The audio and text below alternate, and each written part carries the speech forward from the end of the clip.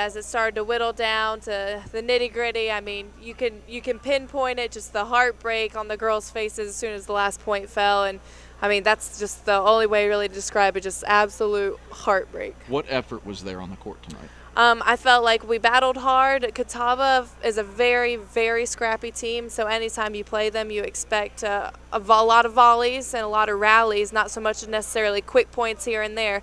So physically, the girls are very tired. Both teams were exhausted going into the fifth set. I mean, the level of competition was intense, but effort maximum on both sides. Really just came down to who is going to make the first mistake. Emily Schultz has 12 kills. Rachel Harper has 12 kills. You got Keanu New and Sabina each with 9. A very balanced attack. Like you said, it was one of those things where the final, in essence, like football, whoever had the ball last won. Exactly. That was what happened here.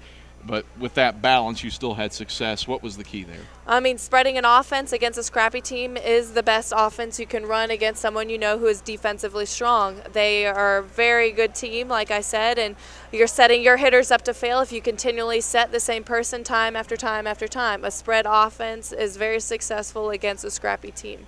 Allie Parrish and Rachel Gallup had 7 kills each for them after the first 2 sets, but you hold them to that number combined for the final 3. What did you do to take away their offense? We knew we had to put a block up on them. The other thing too was not so much just focusing on the block, but telling our libero, Angel, hey, if the kill falls on them, it's on you just as much as it is on our block.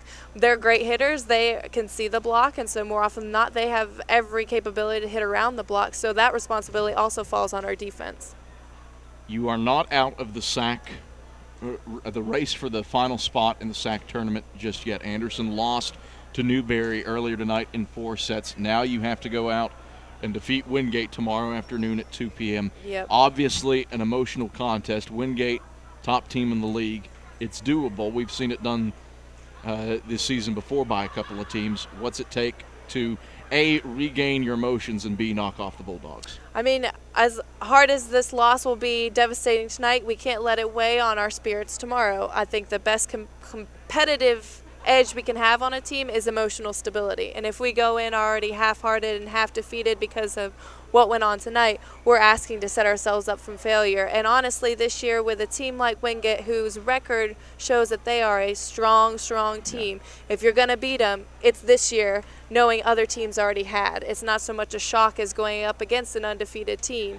This year is the year to do it, but we can't let our emotions and upsets of tonight play into how we play tomorrow. It's almost just got to be wiped clean. Carly, a pleasure. Thanks for stopping by. Thank you. Carson-Newman assistant coach Carly Hess. That does it for us on CN Wrap-Up as the Eagles fall to Catawba in 5 sets.